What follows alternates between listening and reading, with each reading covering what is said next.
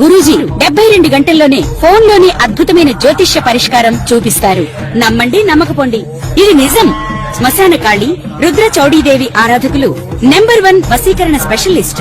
గురూజీ మనిషి పుట్టుక నుండి చనిపోయే వరకు వచ్చే అన్ని క్లిష్టమైన సమస్యలకు పరిష్కారం ఇక్కడ లభిస్తుంది. విద్య, ఉద్యోగం, వ్యవహారం, స్త్రీ ప్రేమ, పెళ్లి, సంతానం, స్త్రీ పురుష వశీకరణం, భూవశం, భార్యాభర్తల కలహాలు, కోర్టు సమస్యలు, విడాకుల సమస్యలు, చేతబడి, అప్పుల బాధ, ఇంకా మీకు ఎలాంటి సమస్యలు ఉన్నా 72 గంటల్లోనే శాశ్వత పరిష్కారం చేయబడును. నమస్తే, నేను మీ రవికిరణ్ శర్మ, వేలూరి, జ్యోతిష రత్న అవార్డు గ్రహీత. ఆగస్టు నెలలో ద్వాదశ రాశుల వారికి ఏ రకంగా ఉండబోతోంది, అసలు రాశి సంచారం ఏ రకంగా జరుగుతోంది, నవగ్రహాలు ఎక్కడెక్కడ ఉన్నాయి, ఏ ఏ ఫలితాలు కలుగుతున్నాయి అనే విషయాన్ని గురించి మనం చెప్పబడటం జరుగుతోంది. ఇప్పుడు ముఖ్యంగా నవగ్రహాల్లో రవి సంచారం మొట్టమొదటగా చూసుకున్నట్లయితే రవి ఆగస్టు 17 వరకు సింహరాశిలో సంచారం చేస్తున్నాడు. తదుపరి కన్యారాశిలో సంచారం చేయడం జరుగుతుంది. ఈ రవి గ్రహాలకు అధిపతి, ఆయన సింహంలో సంచారం చేయడం వల్ల పాపగ్రహం అని చెప్పబడుతోంది. ఆ పాపగ్రహం వల్ల కొన్ని ఇబ్బందులు వస్తూ ఉంటాయి. తదుపరి కన్యారాశిలో సంచారం చేయడం ఉంది. సింహరాశి అధిపతి రవే కాబట్టి, రవి స్వక్షేత్రంలో ఉన్నాడు కాబట్టి సింహరాశి వారికి కొంతవరకు మిశ్రమంగా అనుకూలంగా ఉంటుంది. తదుపరి కన్యారాశిలో సంచారం చేయడం జరుగుతుంది.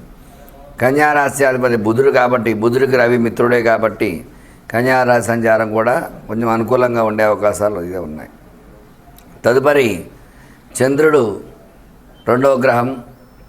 ఈయన నక్షత్రాన్ని బట్టి ప్రతిరోజు మారుతూ ఉంటాడు కాబట్టి నక్షత్ర సంచారాన్ని బట్టి ఈ యొక్క చంద్రబలం అది చూసుకోవడం అనేది మనకు జరుగుతూ ఉంటుంది.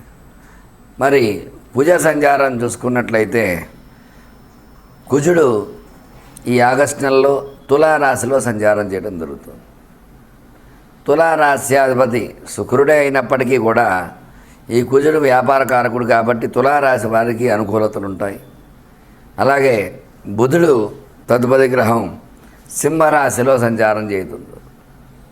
బుధుడు వ్యాపారకారకుడు, బుద్ధికారకుడు, విద్యా ఉద్యోగకారకుడు కాబట్టి సింహరాశి సంచారం చేయడం వల్ల సింహరాశి అధిపతి రవి కూడా ఉద్యోగకారకుడు కాబట్టి బుధుడు అనుకూలంగా ఉన్నాడు. అట్లాగే తదుపరి బృహస్పతి యొక్క గురు సంచారం, కర్కాటక రాశి సంచారం, గురుచంద్ర యోగం, గజకేసరి యోగం అంటారు. మరి అందువల్ల ఈ కర్కాటక రాశిలో గురు సంచారం వల్ల గురుడు ఈ నెలలో అనుకూలంగా ఉన్నాడు. తదుపరి శుక్రు సంచారం, శుక్రగ్రహం అనుకూలతలు చూసుకున్నట్లయితే శుక్రుడు కర్కాటక రాశిలో సంచారం చేస్తున్నాడు. తదుపరి సింహరాశిలో సంచారం చేయడం జరుగుతుంది. అంటే ఒక పక్షం కాలం కర్కాటక రాశిలో, తదుపరి సింహంలో సంచారం చేయడం అనేది జరుగుతుంది. వల్ల శుక్ర అనుకూలత కూడా, శుక్రుడికి రవి శత్రువే అయినప్పటికీ కూడా ఈ రాశిలో ఉండేవారికి కొంత అనుకూలతలు ఉన్నాయి. అలాగే తదుపరి శని వక్రంలో ఉన్నాడు. వక్రంలో కుంభంలో సంచారం చేస్తున్నాడు కాబట్టి పాపగ్రహం వక్రిస్తే శుభం చేస్తుంది కాబట్టి కుంభరాశి వారికి శని భగవానుడు అనుకూలంగా ఉన్నాడు. అలాగే రాహు చూసుకున్నట్లయితే కుంభంలో సంచారము, కేతువు చూసుకున్నట్లయితే కన్యలో సంచారం చేయడం జరుగుతుంది. అందువల్ల ఈ నవగ్రహ సంచార స్థితిగతులను బట్టే ఈ యొక్క ద్వాదశ రాశుల వారికి ఎలా ఉండబోతోంది, ఏ ఏ రాశి వారికి ఏ ఏ ఫలితాలు కలిగిపోతున్నాయి అనే విషయాన్ని ఈ ఆగస్టు నెలలో మరి రాశుల వారీగా చూసుకున్నట్లయితే ఏ రకంగా ఉండబోతోంది అనే విషయాన్ని గురించి మనం చర్చించుకోవడం జరుగుతుంది. ధనురాశి వారికి ఈ నెలలో ఏ రకంగా ఉండబోతోంది, ఎలాంటి అనుకూలతలు ఉన్నాయి, ఎలాంటి ప్రతికూలతలు అనే విషయాన్ని గురించి మీకు చెప్పడం జరుగుతోంది. ధనురాశ్యాధిపతి గురుడు. ఈ గురుడు అనుకూలంగా ఉన్నాడు. అయినప్పటికీ మిగతా గ్రహాలు ప్రతికూలంగా ఉండడం వల్ల ప్రతికూల యోగాలు అయితే ఉన్నాయి. ఈ రాశి వారు తగు జాగ్రత్తలు వహించాలి. ఆరోగ్యపరంగా కొంచెం జాగ్రత్త వహించాలి. అనారోగ్యం వచ్చే అవకాశం ఉంటుంది. అలాగే విద్యాపరంగా ర్యాంకు అనుకున్న రీతిలో పాస్ అవ్వకపోవడము ఇట్లాంటివి ఉంటాయి. విద్యార్థులు చక్కగా కష్టపడి చదవాలి. జ్ఞాపకశక్తి తక్కువగా ఉంటుంది, తగు జాగ్రత్త వహించాలి. ఉద్యోగ ప్రయత్నం చేసేవారికి ఉద్యోగం మిశ్రమ ఫలితంగా, అంటే ఒక 40% వరకు మిశ్రమ ఫలితం అనుకూలంగా ఉంటుంది, మిగతా 60% ప్రతికూల యోగాలే ఉంటాయి. అలాగే వ్యాపారం చేసేవారికి వ్యాపారంలో మిశ్రమ ఫలితాలే, అంటే అనుకున్న రీతిలో లాభాలు రావు, తక్కువ లాభాలు వస్తూ ఉంటాయి, మిశ్రమ ఫలితాలు ఉంటాయి, తగు జాగ్రత్త వహించాలి వ్యాపారస్తులు. అట్లాగే కోర్టు వ్యవహారాలు అనుకూలంగా తక్కువగా ఉంటాయి, ఒక 30% మాత్రం అనుకూలతలు ఉంటాయి, మిగతా వాళ్ళకి ప్రతికూలంగా ఉంటాయి. తీర్పు వచ్చేస్తుంది అనుకున్నా సరే వాయిదాలు పట్టు ఇట్లాంటి అవకాశాలు ఉంటాయి, తగు జాగ్రత్త వహించాలి. అలాగే వివాహ ప్రయత్నం చేసేవారికి ధనురాశి వారికి ఒక 40% వరకు అనుకూలతలు ఉన్నాయి, 60% ప్రతికూల యోగాలే ఉన్నాయి. ఒకవేళ అలా ఉన్నాయి ఏమైనా ఇబ్బందులు ఉంటే దాని పరిష్కారం చక్కగా ఆ పూజ హోమం చేసి ఖచ్చితంగా వివాహం చేయగలుగుతాను.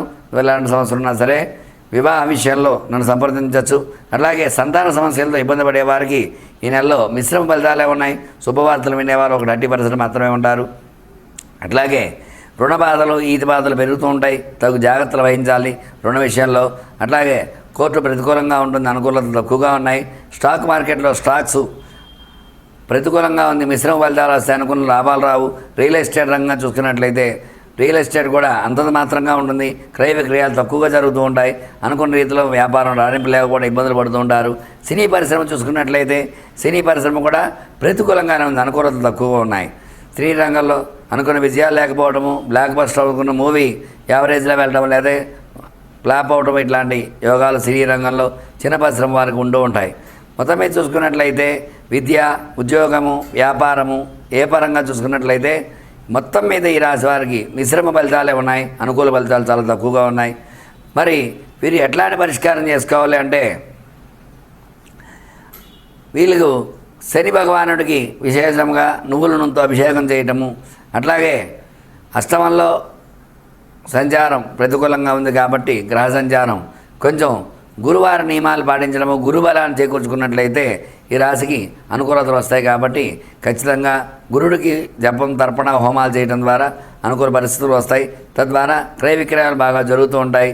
మొత్తం మీద ఈ రాశి వారికి నేను చెప్పిన పరిష్కారం చేసుకున్నట్లయితే అనుకూలతలు వస్తాయి.